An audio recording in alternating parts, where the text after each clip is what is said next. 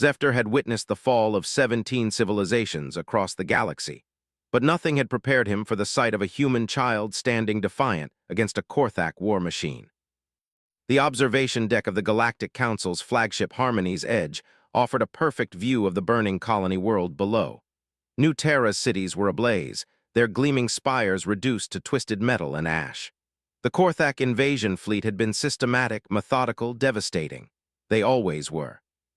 "The human settlement will fall within the cycle," announced Councillor Velnari, her crystalline voice carrying the cold certainty that had made the Etherians the galaxy's most respected strategists. "Their defensive positions are compromised. Military assets are destroyed. It is regrettable." Zefter's 4 eyes tracked the tactical display floating before them. Red markers indicated Korthak positions, thousands of them spreading across New Terra like a plague. The few remaining blue dots representing human resistance grew fewer by the hour. His people, the Vorthani, had survived the galaxy's endless wars by knowing when to retreat, when to negotiate, when to surrender. It was practical. It was logical. It had kept them alive for 3 millennia. "Perhaps we should send an evacuation offer," suggested Ambassador Crixlon, his insected mandibles clicking nervously. The Zephyrian coalition had learned the hard way that fighting the Korthak only brought more suffering. "The humans have fought well. There is no shame in preserving what remains." Around the observation deck, representatives from a dozen species nodded in agreement. This was how civilized beings handled the Korthak threat, with careful diplomacy, strategic retreats, and the preservation of what could be saved. The humans would learn as they all had learned. The galaxy was vast enough for everyone if you knew when to bend. "I've sent 17 communication requests," reported the ship's communication officer, a nervous Trilakian whose scales had turned a worried shade of purple. "The human command structure, what's left of it? They're not responding to surrender negotiations." Zefter found this puzzling rather than admirable. He had studied human military doctrine during their brief but impressive expansion period. They were innovative, adaptable, surprisingly effective for such a young species. But they were also logical when the situation demanded it. Every species eventually learned that survival trumped pride. "Their population centers are being systematically eliminated," Velnari continued, manipulating the holographic display with delicate gestures. "Korthak doctrine calls for complete resource extraction and territorial claim. Standard procedure suggests the humans will request asylum within the next few hours." The Korthak were the galaxy's most efficient conquerors not because they were the strongest, though they were among the most powerful, but because they were utterly predictable. They took worlds, stripped them of resources, enslaved or eliminated populations, and moved on. Fighting them was like fighting a force of nature. You adapted, you relocated, you survived. Fighting back only made the aftermath worse.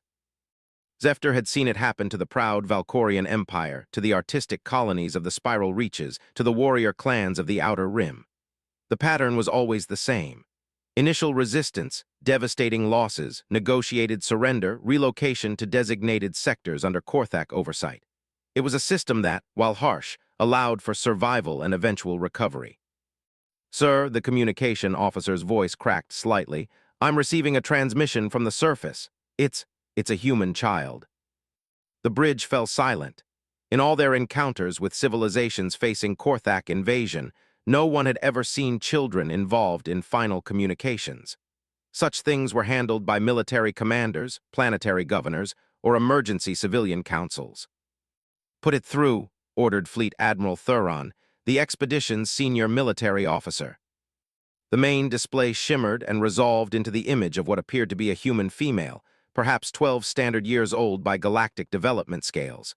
She was dirty, her dark hair matted with blood, and behind her, the interior of what looked like a damaged military bunker was visible. Sparks fell from damaged conduits, and the sound of distant explosions created an ominous backdrop. "This is Sarah Chen of New Terra Colony," the child said, her voice steady despite the chaos around her. "I'm speaking for Sector 7 Defense Grid. We've received your surrender offers." Zefter felt his respiratory system flutter with confusion. Around the bridge, representatives from various species exchanged worried glances. This was not how these communications typically proceeded. "Child," Velnari's voice carried the gentle authority she used when explaining galactic politics to young species. We understand your situation is dire. The Galactic Council stands ready to provide evacuation services and resettlement assistance. Your adults need only signal their acceptance of our humanitarian aid." Sarah Chen looked directly into the camera, and Zefter felt something shift in his understanding of human facial expressions. He had studied them extensively, the slight curl of the lips indicating amusement, the narrowing of eyes suggesting concentration, the subtle movements that conveyed complex emotional states. But the look this child gave them was something he had never seen in any human diplomatic recording. "The adults are dead," Sarah said simply. "Most of them anyway. The ones who aren't are busy holding sectors 1 through 6. I'm in charge of 7 because I'm the highest-ranking officer left alive here." The silence on the bridge was profound.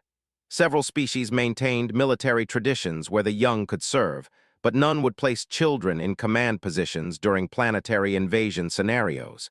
It was simply not done. "What is your rank, child?" asked Admiral Thuron, his confusion evident. "Cadet 3rd class," Sarah replied. "I've been in Junior Military Academy for 8 months.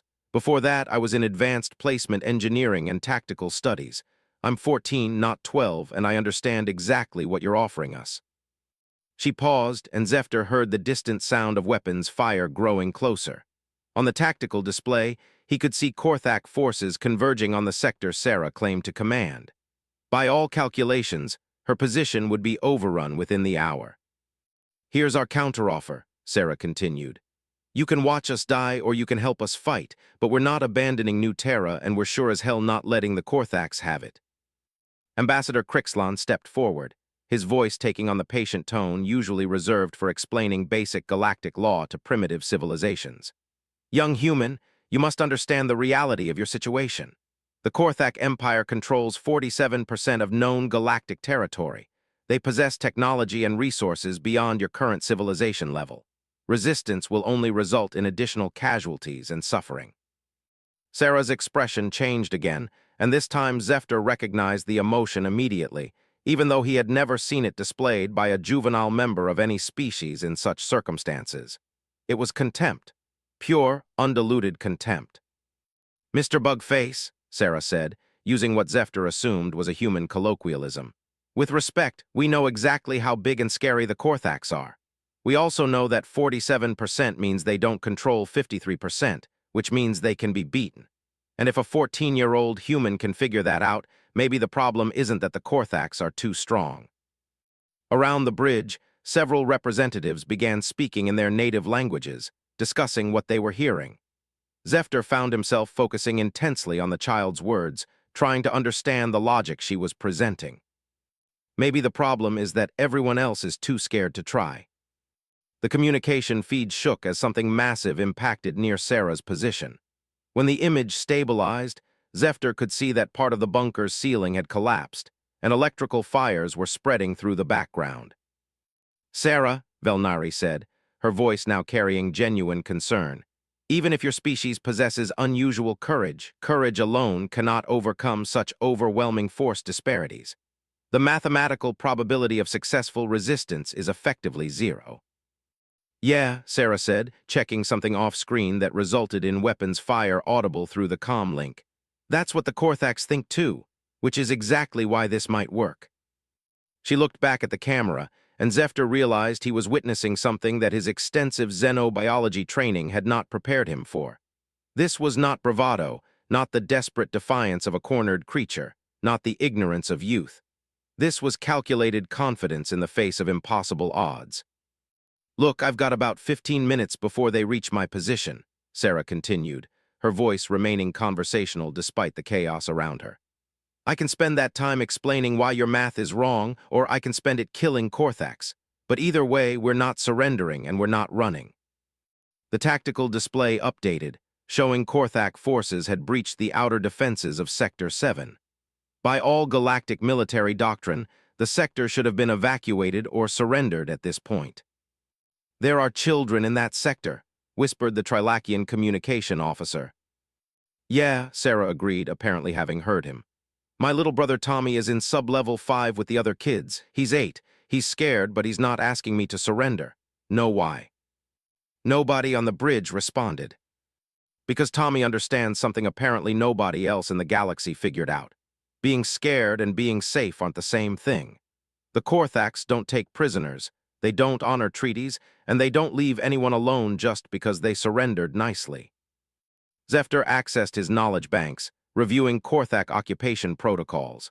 Technically, they did accept surrenders. They established administrative zones, maintained local populations for labor purposes, and generally allowed for continued existence under their governance structure. They're actually pretty good conquerors as conquerors go, Sarah said, as if she had been reading his thoughts. They let you live, they provide basic resources, they maintain order. It's not a bad deal if you don't mind being property. The word hung in the air, property. Zefter had never thought of Korthak occupation in those terms, though he supposed it was technically accurate.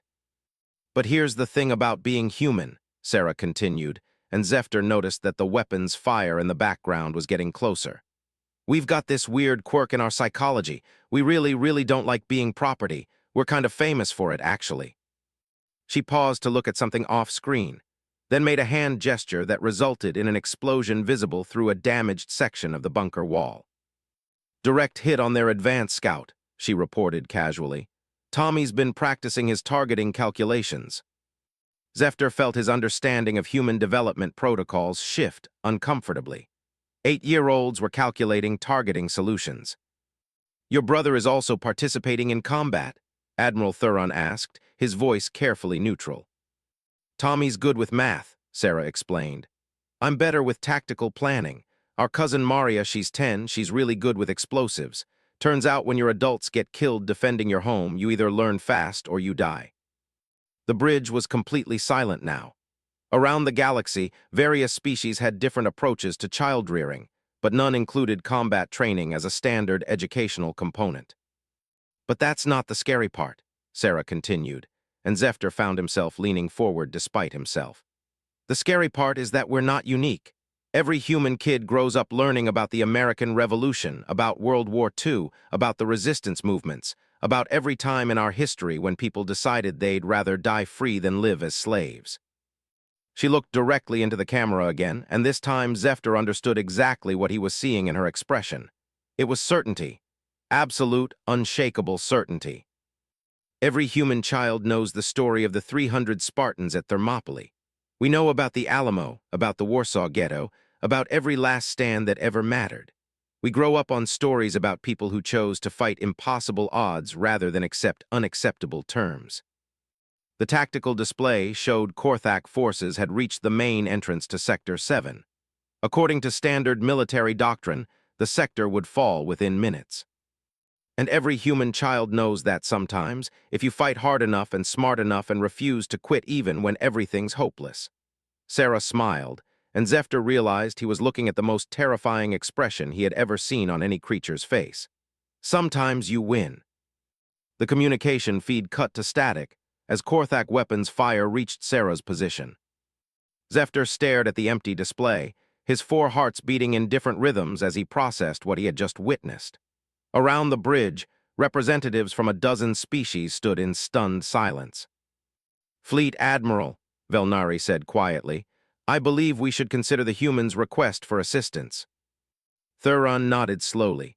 Signal the battle group. All ships to combat positions. We're going to find out what happens when you help humans fight impossible odds. As the Galactic Council fleet began its descent toward New Terra, Zefter realized that his understanding of the galaxy had just changed fundamentally. For 3 millennia, he had believed that survival required knowing when to surrender. He was about to learn what happened when you chose never to surrender at all. The first thing Zefter learned about fighting alongside humans was that their tactical manuals were apparently written by madmen. Explain this strategy again, he requested, his translator struggling with the human military terminology as Sarah Chen's voice crackled through the communication system. The 14-year-old had somehow survived the Korthak assault on Sector 7 and was now coordinating defensive operations from what remained of the colony's command bunker. It's called aggressive defense, Sarah replied, her voice carrying over the sound of plasma rifle fire. We let them think they're winning, draw them into optimal engagement zones, then hit them with everything we've got when they're most vulnerable. Zefter studied the tactical display aboard the Galactic Council cruiser Determination. The human defensive positions made no sense according to conventional military doctrine. Instead of establishing strong perimeter defenses and falling back in organized stages, the humans had created what appeared to be a maze of interconnected bunkers, tunnels, and hidden weapons emplacements throughout New Terra's ruined urban landscape. Their position allocation is chaotic, observed Lieutenant Commander Sector, Zefter's tactical aide. No clear lines of command, no established retreat corridors, no centralized ammunition or medical depots. This is not how civilized species conduct warfare. Through the viewports, Zefter could see the Galactic Council fleet moving into support positions above New Terra. 12 ships representing 8 different species, armed with some of the most advanced weapons technology in the galaxy. It should have been more than enough to tip the balance against the Korthak invasion force. Instead, Fleet Admiral Thuron was requesting tactical coordination with a group of human children who apparently had no formal military training beyond something called Junior Academy. Sarah, Admiral Thuron's voice came over the command channel. Our long-range sensors indicate the Korthaks are massing for a major assault on the urban center. Our fleet can provide orbital bombardment support, but we need target designation and civilian casualty assessments. Negative on the orbital bombardment, Sarah replied immediately. We've got friendlies in those buildings, and the Korthaks are using human shields. Besides, we want them to mass for the assault. Zefter felt his respiratory system flutter with confusion. She wants the enemy to concentrate their forces. Apparently, Admiral Thuron replied, though his own confusion was evident. Sarah, please explain your tactical reasoning. Simple, came the reply. Right now, the Korthaks are spread across 6 square kilometers of urban terrain. They're being cautious because their last 3 advances got chewed up by our defensive positions. If we can get them to commit to a major assault on the city center, they'll have to concentrate their forces in a much smaller area. The logic was beginning to penetrate Zefter's understanding, though it still seemed fundamentally wrong. And then we collapsed the city center on top of them. The bridge fell silent. Zefter accessed his database of human settlement patterns and architectural standards. New Terra's city center contained approximately 2,000 buildings, including residential complexes, commercial districts, and cultural facilities. The infrastructure represented decades of human colonial development. Sarah, Velnari's crystalline voice carried carefully controlled alarm. Such an action would destroy the majority of your colony's built environment. The reconstruction costs alone would require several decades of colonial economic output. Yeah, Sarah agreed cheerfully. It's going to suck, but you know what sucks more, being dead or enslaved. Besides, we've already moved anything important to the underground levels. Zefter was beginning to understand something troubling about human psychology. They seemed to view material possessions, including major infrastructure, as expendable if it served tactical purposes. This was radically different from most galactic species, who fought wars with careful attention to preserving valuable resources and minimizing economic disruption. How exactly do you plan to collapse the city center? Asked Admiral Thuron. Maria's been busy, Sarah replied. Turns out my 10-year-old cousin has a real talent for demolition engineering. She's been studying the structural support systems for the major buildings, identifying critical failure points, and placing charges accordingly. A 10-year-old child has been preparing demolition charges. Sector's mandibles clicked rapidly, a sign of extreme agitation among his species. Maria's really smart, Sarah said. Plus, she's been helping her dad with construction projects since she could walk. She understands load-bearing structures and controlled demolition better than most adult engineers. Zefter realized he was developing what humans might call a headache. The concept of children possessing advanced technical knowledge was not unknown in galactic society, but using such knowledge for large-scale military demolition seemed profoundly disturbing. What's your timeline for this operation? Admiral Thuron asked. The Korthaks should start their major assault within 2 hours, Sarah replied. Our perimeter scouts are making it look like our defenses are cracking. They're feeding intel to Korthak reconnaissance that suggests we're running out of ammunition and personnel. Are you running out of ammunition and personnel? Velnari inquired. Oh yeah, Sarah said matter-of-factly. We're down to about 30% of our original defensive capacity. We've got maybe 6 hours of ammunition left, and half our people are wounded. If this plan doesn't work, we're screwed. The casual way she discussed their desperate situation sent uncomfortable sensations through Zefter's nervous system. Most species would be negotiating surrender terms under such circumstances. But here's the thing about humans, Sarah continued, and Zefter was beginning to recognize this as a phrase that usually preceded disturbing revelations about human behavior. We've got this psychological quirk where being told we can't do something makes us really, really determined to prove we can. The tactical display updated, showing Korthak forces beginning to concentrate in the approaches to the city center. Their movement patterns suggested they were preparing for exactly the kind of massed assault Sarah had predicted. "They're taking the bait," reported the sensor operator aboard Asterisk Determination. "Of course they are," Sarah replied. "The Korthaks are good at war, but they're predictable. They've conquered 47% of the galaxy using the same basic strategies. Overwhelming force, systematic advancement, methodical occupation. It works because most people fight exactly the way they expect." Zefter found himself asking the question before he consciously decided to speak. "And humans don't fight the way they expect." "Zefter, right?" Sarah said, apparently recognizing his voice. "You're the Vorthani observer who's been studying human tactical doctrine." "That is correct." "What did you conclude about how humans fight?" Zefter accessed his analysis files. Human military doctrine emphasizes adaptability, innovative tactics, and unconventional approaches to conventional problems. However, your strategic planning tends to be inconsistent with long-term resource preservation and casualty minimization. "That's a really polite way of saying we fight crazy," Sarah laughed. "But you're missing the important part. We don't fight crazy because we don't understand conventional tactics. We fight crazy because conventional tactics are designed to preserve the status quo." The concept took several seconds to process. "I do not understand." "Most galactic warfare is about territory, resources, trade routes, stuff like that. You fight until one side has more leverage than the other, then you negotiate a settlement that adjusts the status quo in favor of whoever won. Nobody wants to destroy the stuff they're fighting over, because then there's no point in fighting." Zefter realized this was an accurate description of most galactic conflicts he had studied.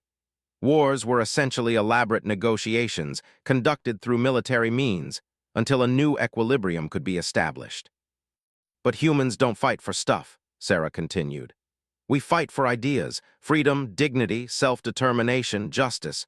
You can't negotiate away those things, and you can't surrender them temporarily and get them back later. Either you have them or you don't." The tactical display showed Korthak forces had committed almost their entire ground assault capability to the attack on the city center. According to standard military analysis, it was an overwhelming force that should be able to crush any remaining human resistance within hours. "When you're fighting for ideas instead of stuff," Sarah said, "destroying the stuff becomes a viable tactical option." Explosions began blooming across New Terra's city center. Zefter watched in fascination and horror as building after building collapsed in carefully controlled sequences, creating a cascading avalanche of debris that crushed Korthak forces and equipment. The demolition was precise, systematic, and absolutely devastating. In 15 minutes, the Korthaks lost 60% of their ground forces and most of their heavy equipment. "Jesus," came a human voice over one of the open communication channels. "Maria really did it." "Language, Tommy," Sarah replied automatically. "And yes, she did. Korthak ground forces are effectively neutralized. Admiral Thuron, this would be a good time for that orbital bombardment support you offered." The Galactic Council fleet opened fire on the surviving Korthak positions with coordinated precision. Energy beams and projectile weapons rained down from orbit, eliminating the scattered remnants of the invasion force with ruthless efficiency. Within another hour, New Terra's surface was clear of hostile forces. "Sarah," Admiral Thuron's voice carried a mixture of admiration and confusion, "your tactical execution was unprecedented. However, I must point out that you've destroyed approximately 70% of your colony's infrastructure in the process." "Yeah," Sarah agreed. "It's going to be a lot of work to rebuild, but we'll still be free humans doing the rebuilding, not Korthak property. That's worth any amount of work. Zefter found himself staring at the ruined cityscape below. The humans had achieved what military analysts would classify as a decisive victory against impossible odds, but at a cost that most species would consider catastrophic. Yet Sarah's voice carried no regret, no second thoughts about the decision to destroy their own city. Zefter, Sarah's voice interrupted his thoughts. Yes. You said you've been studying human tactical doctrine. What did you learn today? Zefter considered the question carefully. I learned that humans are willing to sacrifice material possessions to preserve abstract concepts. Close, Sarah replied. But that's still thinking about it backwards. We didn't sacrifice our city to preserve our freedom. We used our city as a weapon to defend our freedom. Big difference. The distinction eluded Zefter for several moments before he understood. Most species viewed their possessions and their principles as separate categories, requiring different types of protection. Humans apparently viewed everything they owned as potential tools for defending what they believed in. There's something else you learned today, Sarah continued. Something more important. What is that?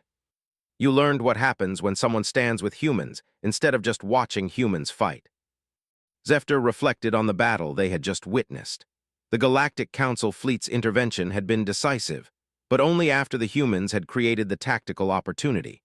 Without their impossible assault and the destruction of their own city, the Council's superior firepower would never have been effectively applied.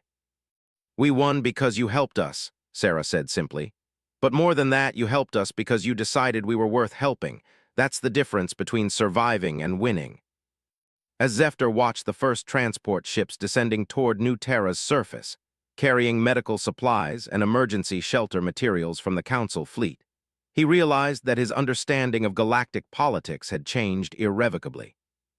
For 3 millennia, the Council had maintained peace through careful neutrality, strategic compromise, and the preservation of stability.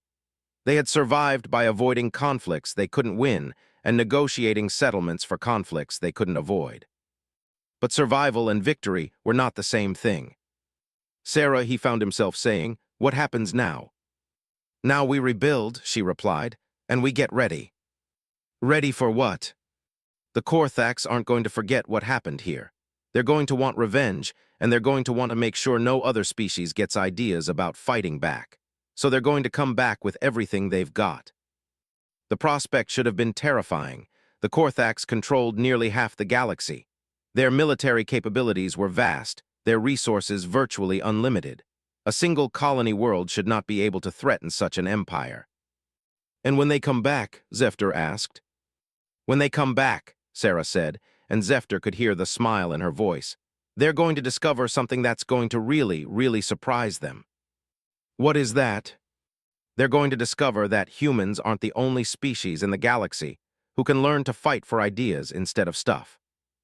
As the first Council rescue ships touched down on New Terra's surface, Zefter realized he was looking at the beginning of something unprecedented in galactic history. Not just a successful resistance against Korthak expansion, but the emergence of a new kind of alliance. One based not on mutual benefit or strategic necessity, but on shared commitment to principles worth fighting for. It was, he reflected, a terrifying and wonderful prospect.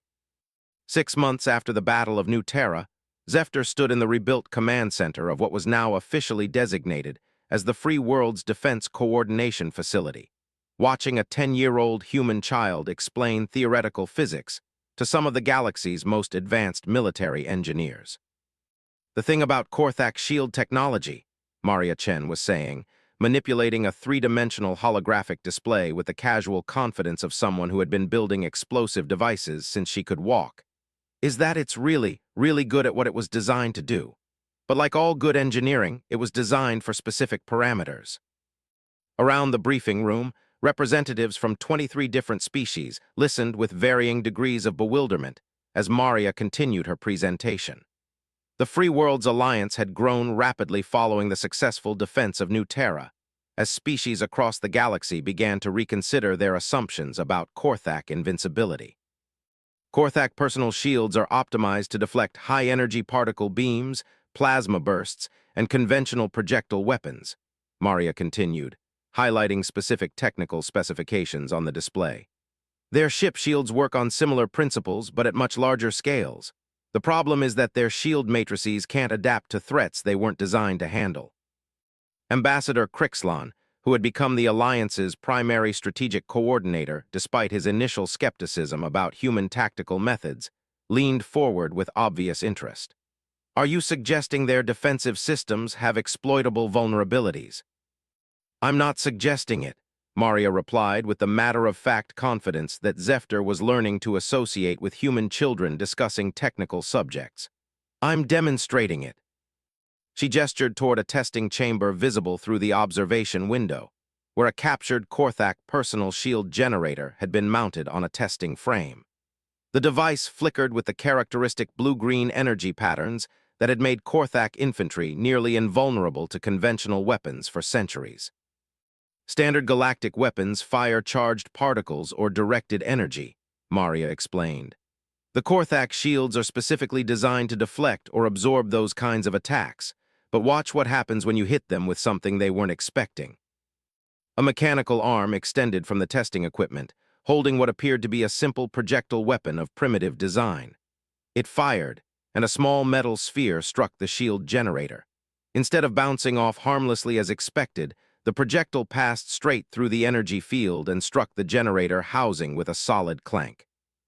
The briefing room erupted in excited conversation, as representatives began discussing the implications in a dozen different languages. Kinetic projectiles fired below their detection threshold, Maria continued calmly. No energy signature, no charged particles, just a chunk of metal moving really, really fast. Their shields don't even register it as a threat. Zephyr found himself studying the human child with growing fascination.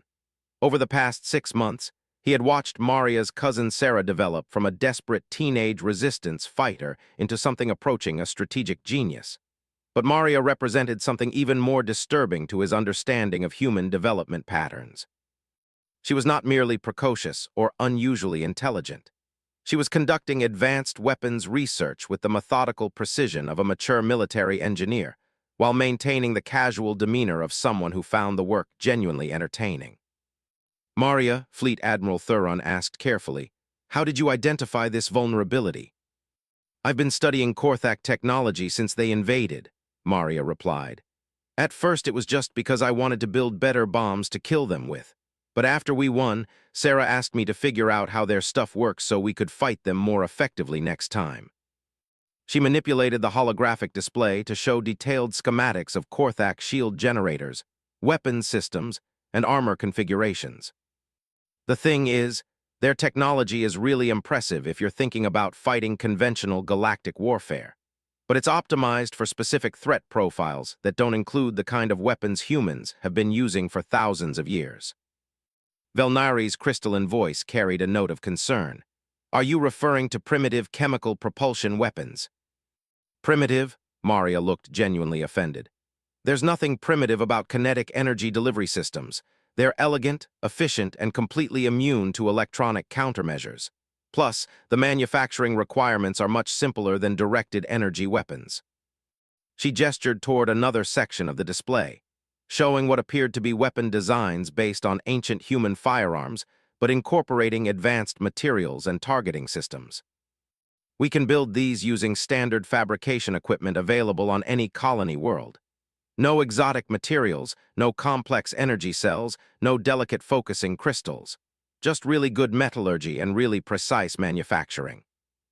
Zephyr realized he was witnessing something unprecedented in galactic military history.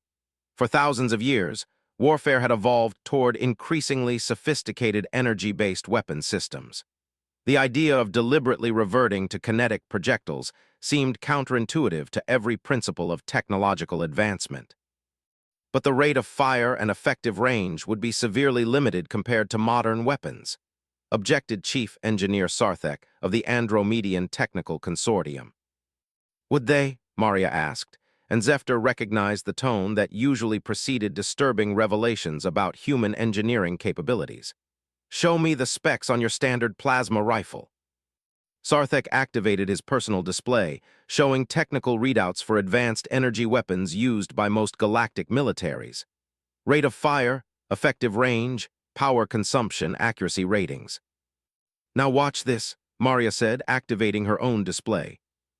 The specifications that appeared made several representatives gasp audibly. The human kinetic weapons showed rates of fire comparable to advanced energy systems, effective ranges that exceeded most personal weapons, and accuracy ratings that suggested sophisticated targeting integration. "How is this possible?" Sarthik asked. "Humans have been perfecting kinetic weapons technology for about 8,000 years, Maria explained. "We've had a really long time to work out the engineering problems.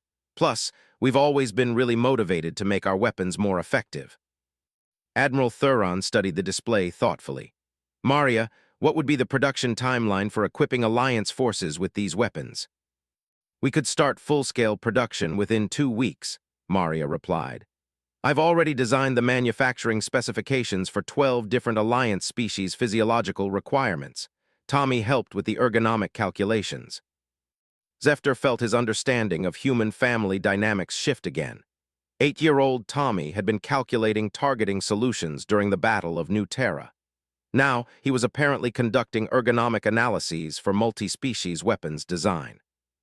"Tommy's really good with biological mathematics," Maria continued.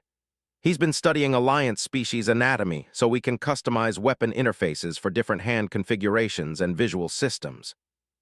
Ambassador Crixlon's mandibles clicked thoughtfully. "This represents a significant tactical advantage, but only if we can achieve strategic surprise, once the Korthax adapt their shield technology to counter kinetic threats." "They can't," Maria interrupted. "I beg your pardon." "They can't adapt their shield technology to counter kinetic threats without completely redesigning their entire defensive doctrine," Maria explained patiently. "Their shields work by creating electromagnetic field barriers that deflect charged particles and absorb energy. To stop kinetic projectiles, they'd need physical armor." She manipulated the display to show Korthak military equipment configurations. "But physical armor massive enough to stop high-velocity kinetic projectiles would make their infantry too heavy to maneuver effectively, and it would require completely different manufacturing processes, supply chains, and maintenance protocols. They'd essentially have to rebuild their entire military from scratch." Zefter accessed his databases on military technology development cycles. For a force as large and established as the Korthak Empire, such fundamental changes would require decades of implementation. "And that's assuming they figure out what's happening before we kill most of them," Maria added cheerfully. The casual way she discussed mass casualties sent uncomfortable sensations through Zefter's nervous system. But he was beginning to understand that this was simply how humans approached warfare. They viewed enemy soldiers not as fellow beings caught in unfortunate circumstances, but as problems to be solved through the application of superior tactics and technology. "There is one limitation we need to consider," Admiral Thuron said. "Kinetic weapons require ammunition. Unlike energy weapons that can be recharged, each shot requires physical projectiles. Supply logistics could become problematic during extended campaigns." "Actually," Maria said, bringing up another section of her display, "I've been working on that too." The new specifications showed what appeared to be adaptive manufacturing systems capable of producing ammunition from virtually any available metal materials. Standard fabrication units can manufacture projectiles from recycled materials, including destroyed enemy equipment. Plus, kinetic weapons can use virtually any dense material as ammunition. We're not limited to specialized power cells or exotic focusing crystals. She paused, and Zefter noticed the slight smile that he was learning to recognize as a warning sign. "Actually, using recycled Korthak armor as ammunition has really nice psychological warfare applications. There's something particularly demoralizing about getting shot with bullets made from your dead friend's equipment." The briefing room fell silent as representatives processed this concept. Psychological warfare was not unknown in galactic conflicts, but humans seemed to approach it with a systematic thoroughness that most species found disturbing. "How long until the Korthax respond to our alliance?" Vilneri asked. 6 weeks, Sarah Chen's voice came from the communication system as she joined the briefing remotely from the new Terra Orbital Defense Station. At 15, Sarah had become the Alliance's primary strategic coordinator, a development that continued to confuse representatives from species where military leadership required decades of training. "How can you be so certain?" Admiral Thuron asked. "Because we've been monitoring their communication networks," Sarah replied. "Tommy cracked their encryption protocols 3 weeks ago." Zefter felt his respiratory system flutter. An 8-year-old child successfully penetrated Korthak military communications. "Tommy's really good with patterns," Sarah said. "Plus, the Korthaks use the same basic encryption algorithm throughout their empire. It's sophisticated but standardized, which makes it vulnerable to systematic analysis once you understand the underlying mathematical structure." "What have you learned from their communications?" Ambassador Crixlon asked. "They're scared," Sarah replied, and Zefter could hear the satisfaction in her voice. "Really, really scared. Apparently, losing an entire invasion fleet to a colony defense force has caused some significant strategic reassessment." The display updated to show intelligence gathered from intercepted Korthak communications. Fleet movements, resource allocations, strategic discussions among their military leadership. "They're treating the Free Worlds Alliance as a major threat to Imperial security," Sarah continued. "They're recalling forces from 6 different sectors to assemble a response fleet, 37 ships, including 3 of their battle carriers." The numbers were sobering. The Alliance currently had 12 ships of varying capabilities. The Korthaks would have overwhelming superiority in firepower, personnel, and resources. "However," Sarah said, and Zefter recognized the tone that usually preceded disturbing revelations about human strategic thinking. "They're making the same mistake everyone makes when fighting humans." "What mistake is that?" Fleet Admiral Thuron asked. "They're assuming we're going to fight the kind of war they understand." The briefing room waited for elaboration. "The Korthaks are assembling a conventional fleet for conventional space combat," Sarah explained. "They're planning to establish orbital superiority, then land ground forces to occupy Alliance worlds. Standard Imperial conquest doctrine. And we're not going to allow them to engage us conventionally," Admiral Thuron concluded. "Admiral, we're not going to engage them at all," Sarah replied. "We're going to kill them." The distinction took several seconds for Zefter to process. Military engagement implied organized combat between opposing forces with tactical objectives and strategic goals. Killing simply implied the elimination of threats through whatever methods proved most effective. "Explain," Velnari requested. "The Korthak response fleet will arrive in 6 weeks," Sarah said, "but they won't find any Alliance ships to fight. They'll find empty space, abandoned colonies, and no targets for conventional warfare." "Where will our forces be?" Ambassador Crixlon asked. "Everywhere," Sarah replied. "And nowhere. Maria's kinetic weapons can be manufactured by any industrial facility in the galaxy. Tommy's intelligence network can track Korthak movements throughout their empire. And every Alliance species now understands that fighting for principles requires different tactics than fighting for territory." Zefter realized he was beginning to understand the true scope of what the humans had created. The Free Worlds Alliance was not a conventional military organization designed to fight territorial wars. It was something unprecedented in galactic history, a distributed resistance network capable of conducting asymmetric warfare on an interstellar scale. "When the Korthaks arrive," Sarah continued, "they're going to discover that the war has already started, not here but everywhere. Every Korthak facility, every occupied world, every supply depot and communication relay throughout their empire." The implications hit Zefter like a physical impact. The humans were not planning to defend Alliance territory against Korthak invasion. They were planning to invade the entire Korthak empire simultaneously. "How many species have joined the Alliance?" he asked quietly. "Officially, 23, Sarah replied. "Unofficially, about 67. It turns out that once you show people that the Korthaks can be beaten, a lot of previously loyal Imperial subjects start reconsidering their political arrangements." As Zefter absorbed this information, he realized that his understanding of warfare itself had changed fundamentally. For millennia, galactic conflicts had been conducted as elaborate negotiations with military components, designed to adjust territorial and economic arrangements while preserving the basic structure of interstellar civilization. What the humans had created was something entirely different. They had turned the concept of war into a virus that spread throughout the galaxy, infecting every species it touched with the radical idea that freedom was worth any sacrifice and any risk. Standing in that briefing room, listening to human children discuss the systematic dismantling of the galaxy's most powerful empire, Zephyr finally understood what Sarah had meant when she said he would learn what real terror looked like. The terror was not in facing impossible odds or confronting overwhelming force. The terror was in realizing that impossible victories were possible, and that there was no longer any limit to what determined beings could accomplish when they refused to accept defeat. The Korthak response fleet arrived exactly 6 weeks after Maria Chen's weapons demonstration, just as Sarah had predicted.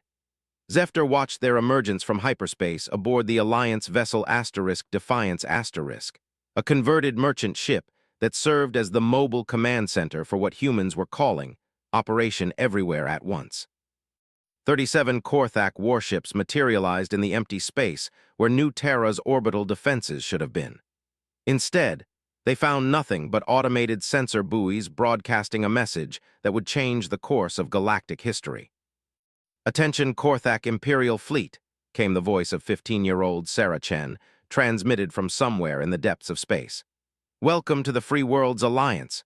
You are now participating in the galaxy's first truly distributed war." Admiral Velkorth, commanding the Korthak response fleet, opened a return communication channel. His massive, armored form filled the display screen, radiating the cold authority that had made the Korthaks the galaxy's most feared conquerors. "Human child," his voice carried the mechanical precision of his species' vocal synthesizers, "you will surrender your rebel forces immediately. The Korthak Empire does not negotiate with criminals and terrorists."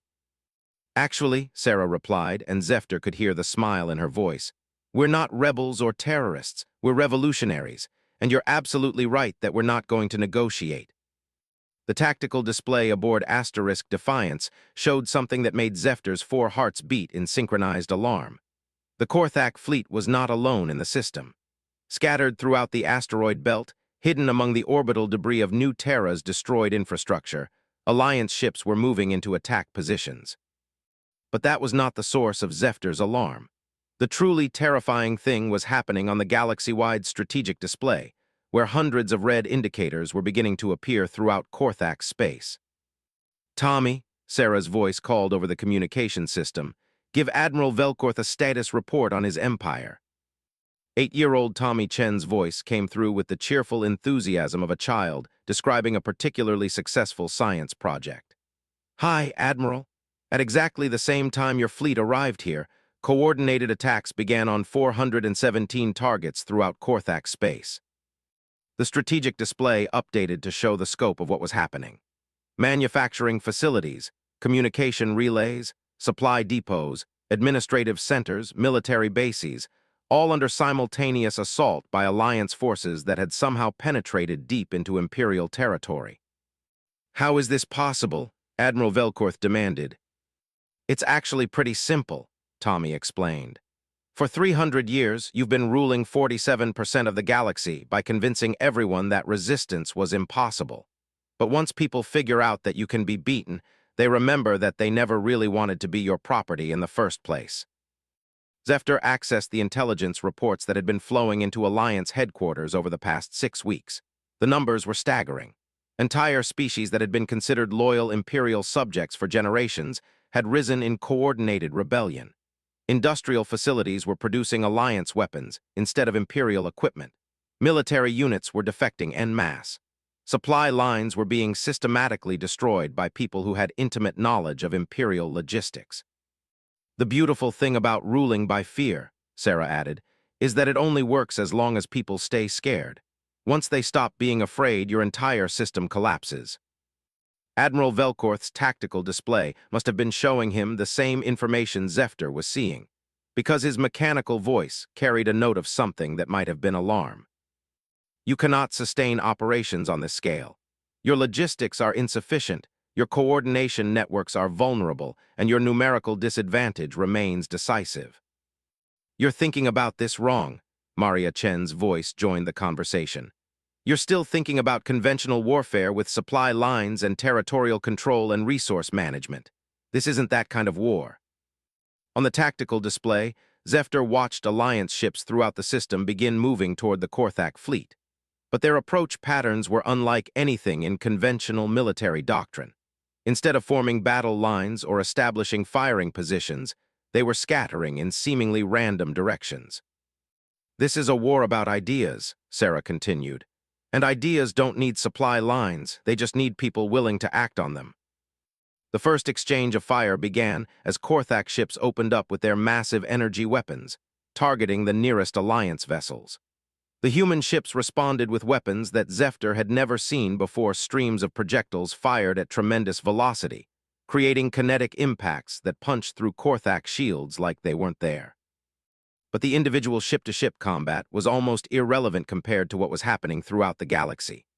The strategic display showed Imperial control crumbling across dozens of star systems as local populations rose in rebellion, supported by Alliance weapons that could be manufactured anywhere and tactics that required no centralized command structure. "Admiral," Sarah's voice remained conversational despite the battle raging around them, "would you like to hear what your own intelligence reports are saying about the situation?" Before Admiral Velkorth could respond, Tommy's voice returned with the cheerful tone of a child reading from a school assignment. "Imperial Command estimates that suppressing the current rebellion would require recalling 70% of all Korthak military forces from active deployments, concentrating them in the affected regions, and conducting systematic pacification operations over a period of approximately 15 years. The numbers hung in the interstellar void like a death sentence for Imperial control. The problem," Tommy continued, "is that pulling 70% of your forces out of their current positions would leave the remaining 53% of the galaxy completely undefended. And our intelligence suggests that most of the species in that 53% are really interested in joining our revolution." Zefter realized he was witnessing the collapse of the galaxy's most powerful empire in real time. The Korthaks had built their dominion on the assumption that rebellions could be contained, suppressed, and eliminated through the application of superior force. But the humans had created something that couldn't be contained because it wasn't centralized, couldn't be suppressed because it was distributed across thousands of worlds, and couldn't be eliminated because it was based on ideas rather than territory. "Furthermore," Sarah added, and Zefter noticed that the weapons fire between the fleets was intensifying, "our analysis indicates that the Korthak Empire's economic model is fundamentally unsustainable once subject populations stop cooperating." Maria's voice joined in with the enthusiasm of an engineer explaining a particularly elegant solution to a complex problem.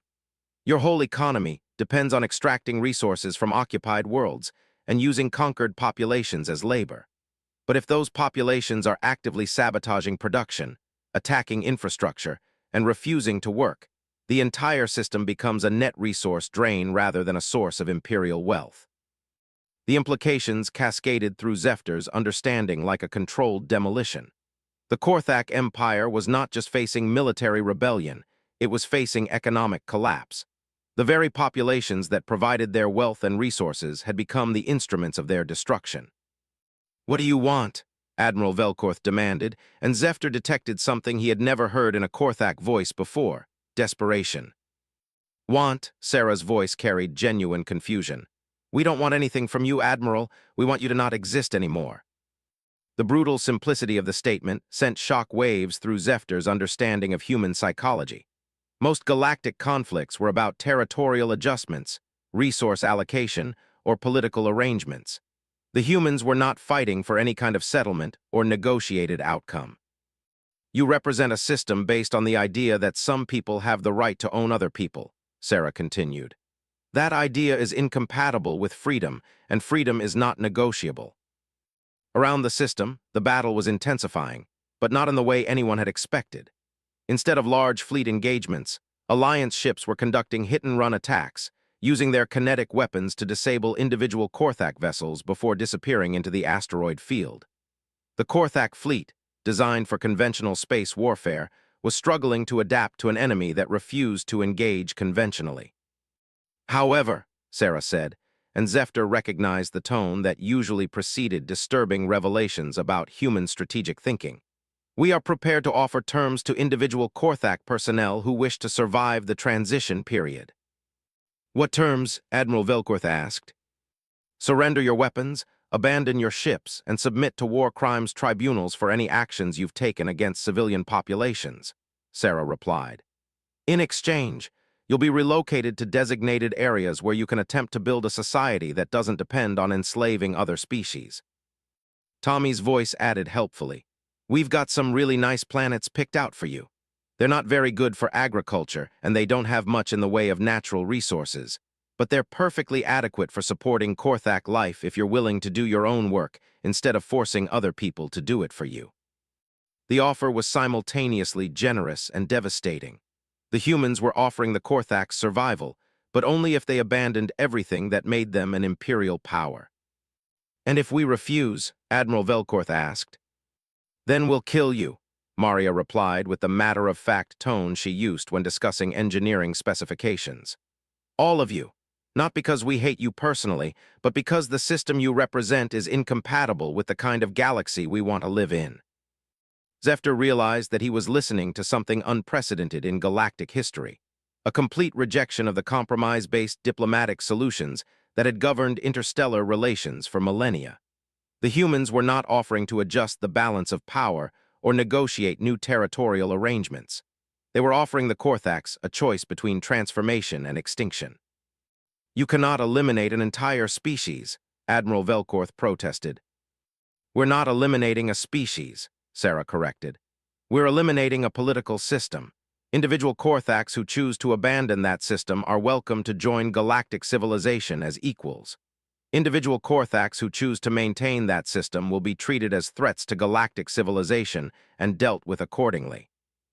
The tactical display showed that the battle in New Terra's system was beginning to turn decisively in favor of the Alliance. Korthak ships designed for overwhelming firepower and heavy armor were proving vulnerable to fast, maneuverable opponents using weapons that their shields couldn't stop. But more importantly, the strategic display showed that the rebellion was spreading faster than Imperial forces could respond. Every hour brought new reports of systems declaring independence, military units defecting, and local populations rising against their occupiers.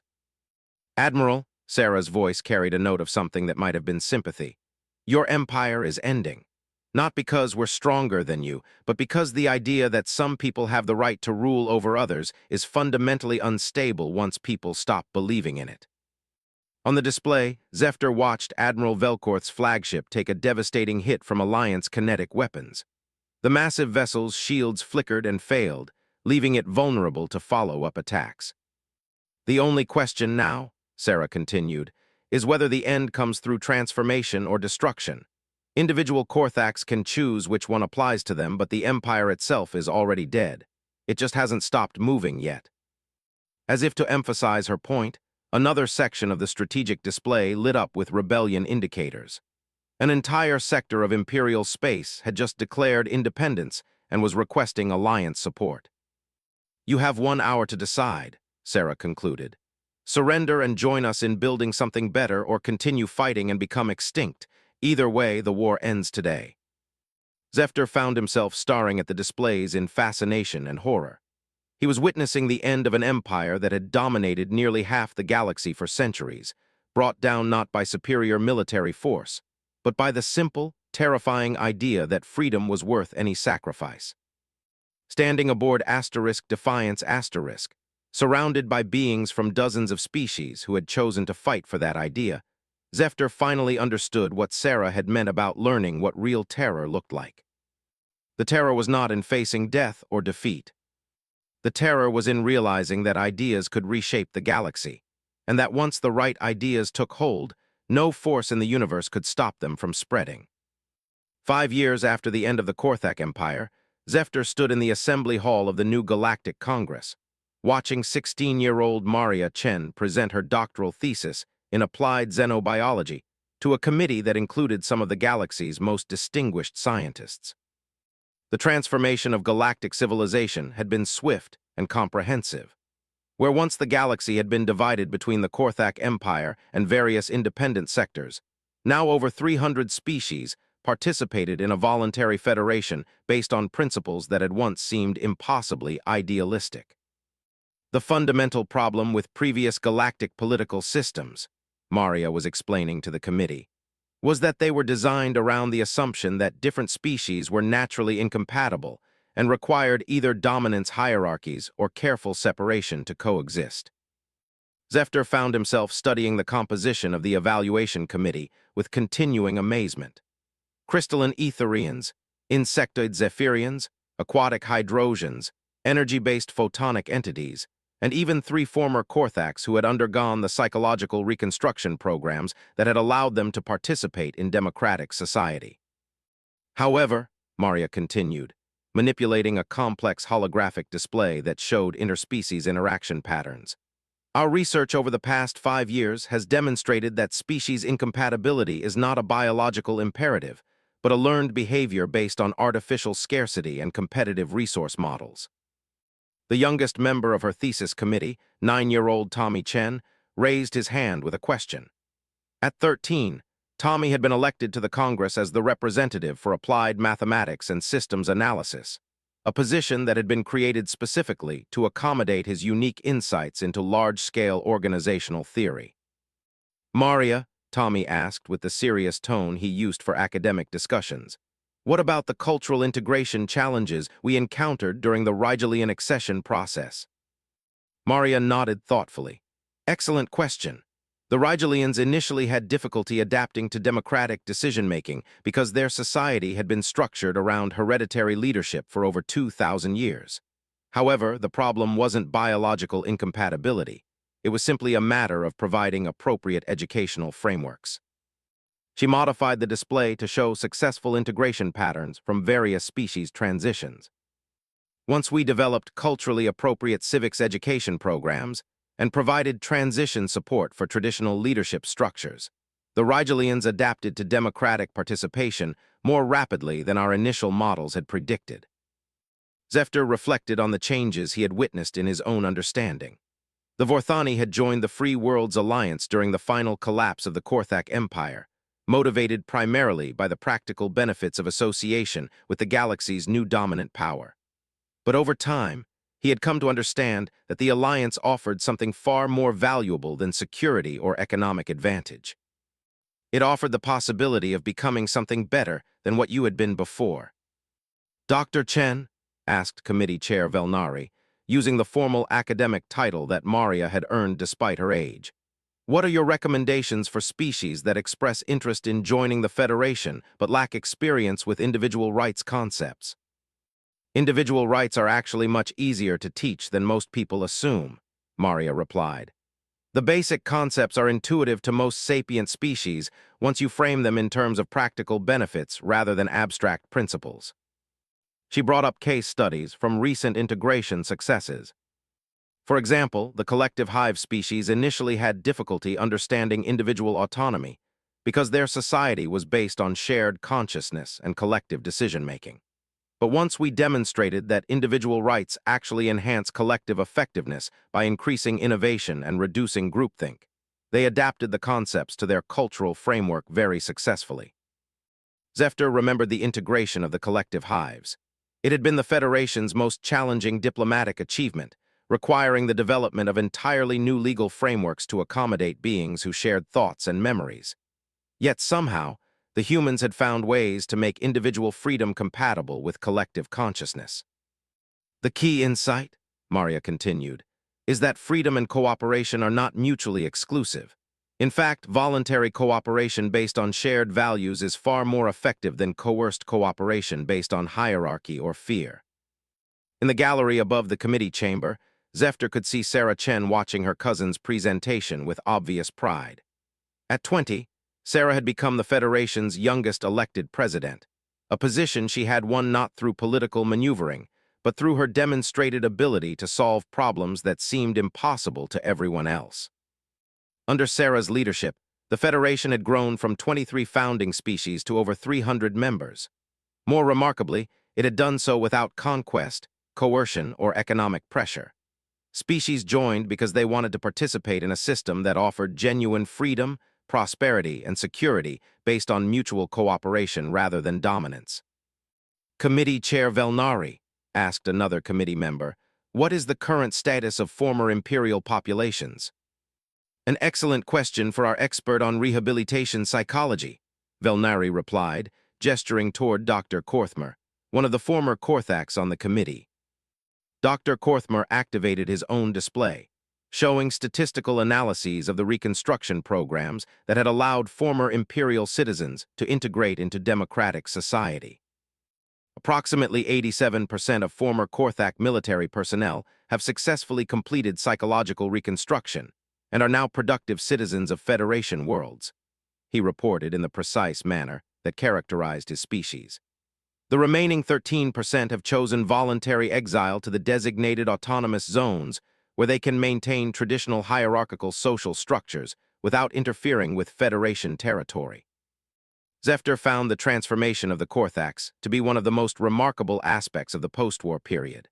Rather than attempting to eliminate or permanently imprison their former enemies, the humans had developed sophisticated psychological rehabilitation programs that addressed the underlying cultural conditioning that had made imperial society possible. The results had been extraordinary. Former Korthak warriors had become engineers, scientists, teachers, and artists. Their natural discipline and systematic thinking, when redirected toward constructive purposes, had made them valuable contributors to Federation society. "Dr. Korthmer," Maria asked, "have you encountered any biological or neurological barriers to psychological reconstruction among former imperial populations?" "Negative," Dr. Korthmer replied. "Our research confirms that authoritarian conditioning is entirely learned behavior that can be successfully modified through appropriate therapeutic intervention. No sapient species we have studied possesses biological predispositions that prevent adaptation to democratic social structures." The implications of this research had been profound. For centuries, galactic political theory had assumed that some species were naturally suited for democratic participation, while others required authoritarian control. The Federation's success in integrating diverse populations had proven these assumptions wrong. "Maria," asked Tommy, "what about species that lack the technological base for immediate Federation participation?" Maria smiled at her younger cousin. "That's actually one of our most interesting opportunities. We've developed graduated participation programs that allow pre-industrial species to join the Federation at whatever level is appropriate for their current development." She modified the display to show examples of successful integrations involving species at various technological levels. The Pastoral Collective, for example, chose to maintain their traditional agricultural society while participating in Federation governance through representative councils. They contribute food production and environmental management expertise, while benefiting from medical technology and educational resources. Zefter remembered visiting pastoral collective worlds and being amazed at how traditional farming communities could coexist with advanced Federation technology. The humans had somehow found ways to preserve cultural diversity while creating political unity. "The fundamental principle," Maria continued, "is that Federation membership should enhance what species want to become, not force them to abandon what they are." Committee Chair Velnari leaned forward with obvious interest. "Dr. Chen, what do you see as the long-term trajectory for galactic civilization under current Federation policies?" Maria paused, considering the question with the serious attention she gave to all complex problems. "I think we're approaching something that's never existed before in galactic history," she said finally. "A civilization based on voluntary cooperation between truly free beings." She gestured toward the committee members surrounding her, representatives from species that had once been enemies, competitors, or complete strangers. For millennia, galactic politics was based on the assumption that cooperation required either dominance hierarchies or careful territorial separation. But we're discovering that when beings are genuinely free to choose their associations, they consistently choose cooperation over conflict. Tommy nodded thoughtfully. "The mathematical models support that conclusion. Voluntary cooperation networks show much greater stability and growth potential than coercive hierarchical systems." "More importantly," Maria added, Free beings are more creative, more innovative, and more effective at solving complex problems. The technological and cultural advances we've achieved in the past 5 years exceed the previous century of imperial development. Zefter reflected on his own experience as evidence for Maria's thesis. Under the old Galactic Council system, he had been a competent observer and analyst. But as a Federation citizen, he had discovered capabilities he hadn't known he possessed. Working with humans had taught him to think in ways that his species' traditional educational systems had never encouraged. "Dr. Chen," asked Dr. Korthmer, "do you anticipate any fundamental challenges to continued Federation expansion?" Maria considered the question carefully. The biggest challenge isn't external resistance, it's internal success. The committee waited for elaboration. As the Federation grows, we face the risk of becoming institutionalized, bureaucratic, and complacent. Success can make people forget why freedom is worth defending. She looked directly at the committee members, and Zefter recognized the expression that had become familiar over the years. The calm certainty of someone who had spent her childhood building weapons to defend impossible principles.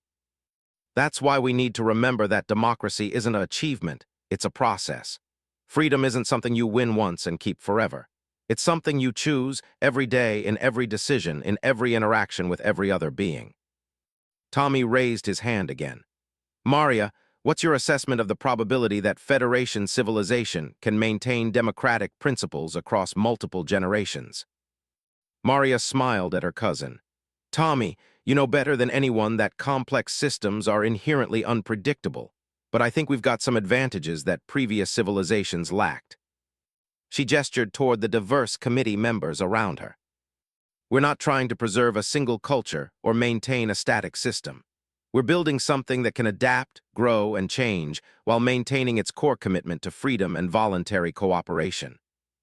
And she added with the confidence that Zefter had learned to associate with human strategic planning. "We're teaching our children that some things are worth any sacrifice to defend." As the thesis defense continued, Zefter found himself reflecting on the journey that had brought him to this moment. 5 years ago, he had been a neutral observer trying to understand why humans fought impossible battles. Now he was a Federation citizen, working alongside beings from hundreds of species to build something unprecedented in galactic history. Standing in that assembly hall, listening to human children discuss the future of galactic civilization with beings who had once been mortal enemies, Zefter finally understood the true nature of the terror he had witnessed. It was not the terror of death or defeat or overwhelming odds. It was the terror of possibility, the realization that the galaxy could be fundamentally different than it had ever been before, and that ordinary beings working together could create extraordinary changes. Looking around the chamber at representatives from species across the galaxy, all working together to solve problems and build a better future, Zefter understood that he had witnessed the most terrifying and wonderful thing in the universe. The birth of hope on a galactic scale. And for the first time in his life, he was genuinely excited to see what impossible thing would happen next.